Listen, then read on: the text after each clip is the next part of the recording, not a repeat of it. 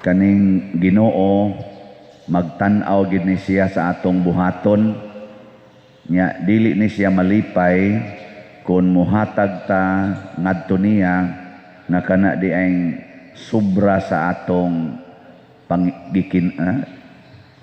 gikabuhian.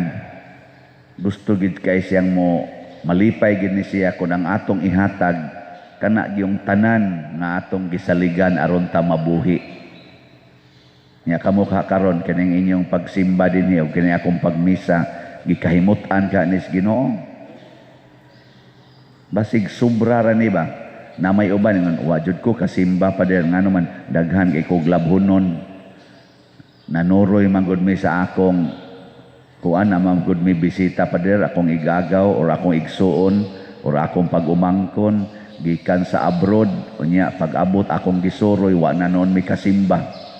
Ana nga naman kay naa mo gud sa atong batasan nga ang Ginoo pakapin kung naay lugar anha ko sa Ginoo ug wa gani lugar adi lang ko kung sobra kayo akong kwarta mo donate o kuhang gani kuhang pa man sa akong paginahanglan adi lang sa akong donate ana musabot ra ng Ginoo di gid ay musabot ang Ginoo kay bawo gid siya sa atong kasing-kasing muna si Kristo nagniid siya sa templo daghan man kuno mga dato nga naghatag og daghang kwarta ngadto sa panudlanan pero mas gidayeg niya ang byuda nga mihatag rag duha ka dako pero mao na sadtoy iyang tanan nga kwarta.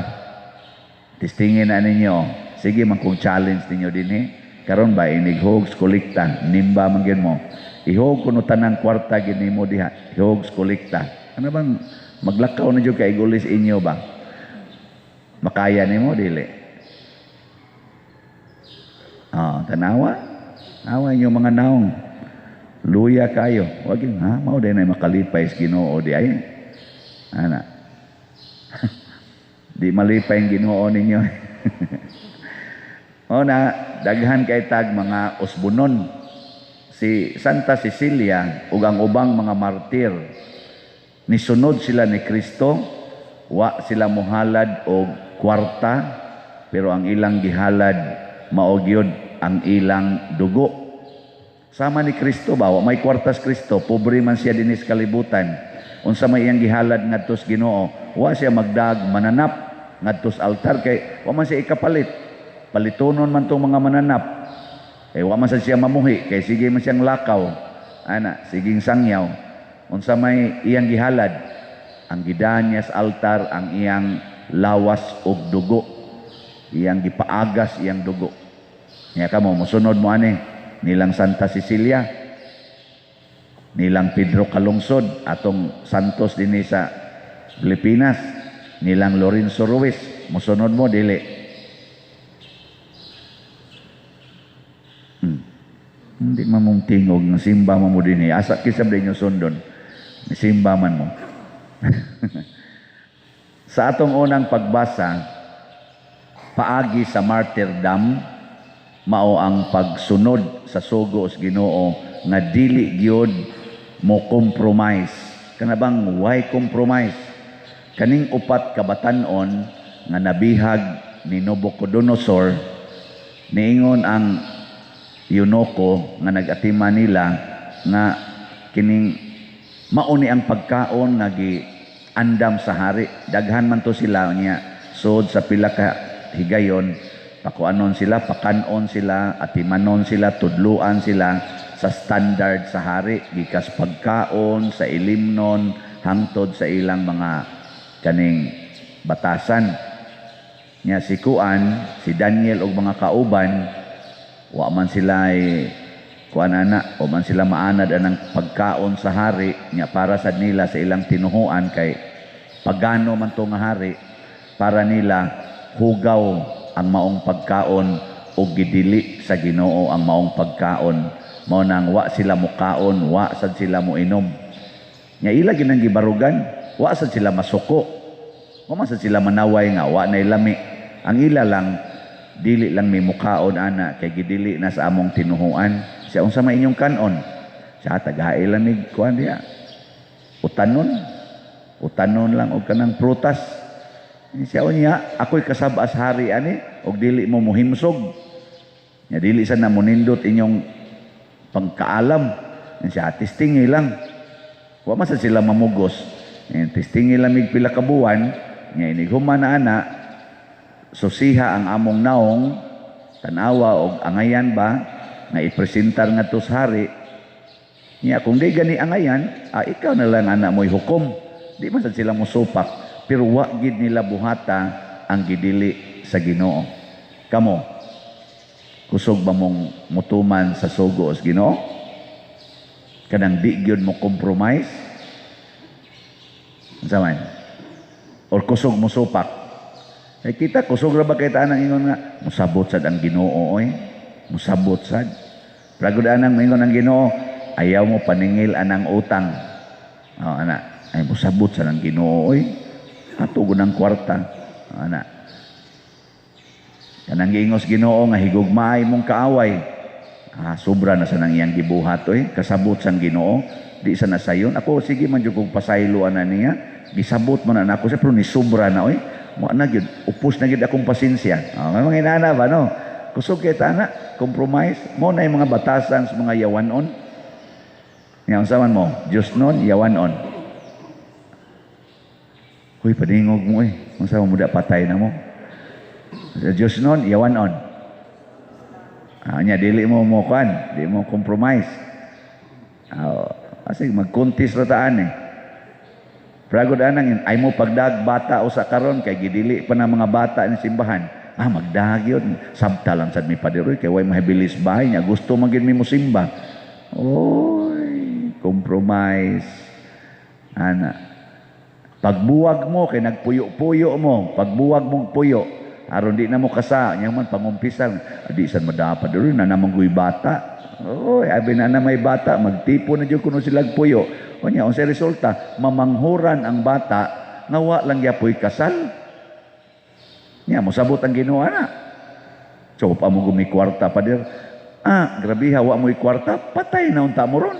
Nabuhi man lagi mo na manghuran manggani. Ana. Nya wa gyud pakasal. Mosabot lang Ginoo eh. Mga igsuon, dunay panahon nga ang Ginoo mosabot nato.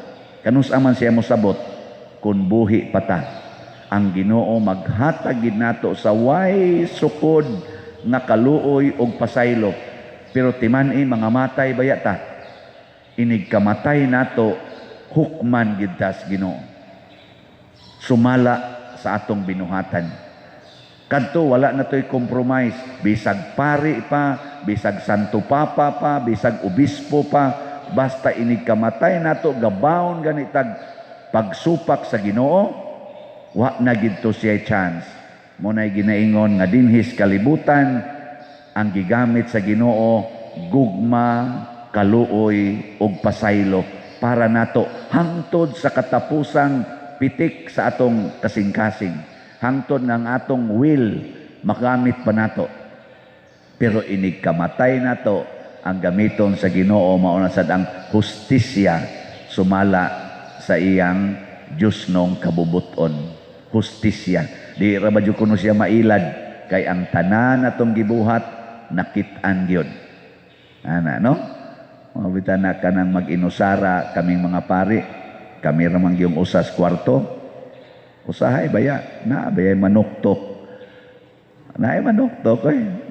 Ya, kaning lonely ta. Ganahan biya sa tanga na sa tay matupad-tupad. Aka mo waday mo anang una-una day. Naawa. Oy. Kisa ko taon na to'y wa magkinahanglag kuyog sa kinabuhi. Pero inig ka-realize namong mga pari na ako ika-realize na ako nga di man din siya maayo para nako. Antoson nya adto dayon mohangad sa Ginoo. Lord, murag naghigwaos gyud ko ron, murag wa gyud ko ron mahimutang. Ang Ginoo, Jesus, mahilo na ra ka ana, ikatog lang na. Dayon tog ka. Ing mata nimo wa ra man dayto Lord. Sao nya gimo patong gidayon. porting problemahan nimo inigmata nimo.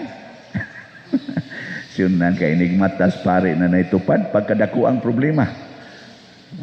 Ade mo mga problema na. Para ko nas bana, ang bana ba? Inigmata niya paglingi niya di niya asawa yang tupad. Ambot maproblema ba kang bana? Maproblema dili. Pertindak ko ang problema. Iniguli anas balay murag wa kay naong ikatutok sa imong asawa. Labaw na gyud og ang asawa inigmata lain ay iyang tupad. Pastilan. Torturong yung gana. Hantod ka mamatay. Nya kana. Wala na makitis Ginoo. Kitaan. Kana sa ana lang ng salaa. Napamay daghang sala. Labi na ginang pamakak. Kanang pagpangawat. Kanang korupsyon. Kana kitaan manas Ginoo. Di lang na makitaan sa tao. Pero mauna siya ay atong bantayanan. Nga naman, ang Ginoo nagtanaw. Nakaroon sa may itong buhaton, ikuan, ihalad ang tanan ngadto sa Ginoo. Ihalad gid tanan. Asa man nimo ihalad? Diha sa simbahan. Ang byuda, diha nihalad sa simbahan. Sila si Daniel o mga kauban, gitamod nila ang ilang simbahan. O ang resulta, ang Ginoo maoy mipanindot sa kinabuhi nila ni Daniel o mga kauban nga way ikatandi sa ilang kahimsog o sa ilang kaalam. Way ikatandi. Kasiguro sa ko nga kining byuda malipayon kay ni sa siyang kinabuhi hangtod namatay. Sama atong nahitabo ni katong byuda bitaw kato si Elias nga gipangayuan niya ang byuda og pan nga ingong byuda gamay na lang kay akong harina. Katapusan na lang gindi nga harina patay na maighuman ani. Ingos Daniel tagay lang ko ana. Paghatag na niya sa ngalan sa Ginoo, oy wa gyud mahurot pila ka tuig wa mahurot ang iyang harina. Sige lang na ay harina. Sinanga ana. Kadto sang bata nga mihatag siyang 5 kapan ngadto ni Hesus. Oy ang iyang 5 kabukpan nakapakaon og 5,000 ka tawo. Nabalikan pagid siya 12 kabukag. Grabe no? Muna kining nang hatag nato karon, namalit natog slots o kaning nang hatag para sa akong birthday, balikan ginis Ginoo og 12 kabukag. So kini siya nagpakita nga duna di ay kasulbaran ang atong mga panginahanglan kung kamaotang muhalad ngadto sa Ginoo. Unsay atong ihalad? Ang ato gyung kinabuhi o ang atong kabuhian. Ayaw kabalaka kay ibalik nas Ginoo nga rinato sa sobra pa kaayo sa atong gikinahanglan. Mao mambitaw nga diha sa atong salmo ang atong tubag. Unsa toy atong tubag? Himaya og pagdahig hangtod sa kahangturan. Nganong himaya og pagdahig man ngadto sa Ginoo?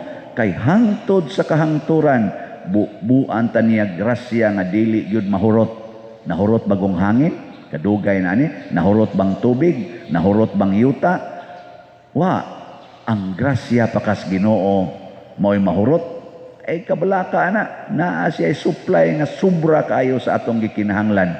Apan ang iya ra gyung gipaabot, ihalad ang inyong kinabuhi ngari kanako kay ako'y tag-iya ana. Ug sama sad nga siya naghalad siyang kinabuhi para nato, muna na gitawag og exchanging gift. Exchanging gift. Ang atong kinabuhi halad niya, ang iya sang kinabuhi ihalad sad nato. Ang kanindota, ako ganahan ko akong kinabuhi, ilisan is kinabuhi ni Kristo exchanging gift ba?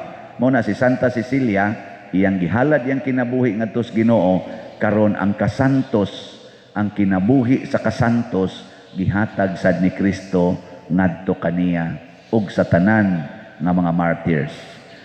Manindog ta.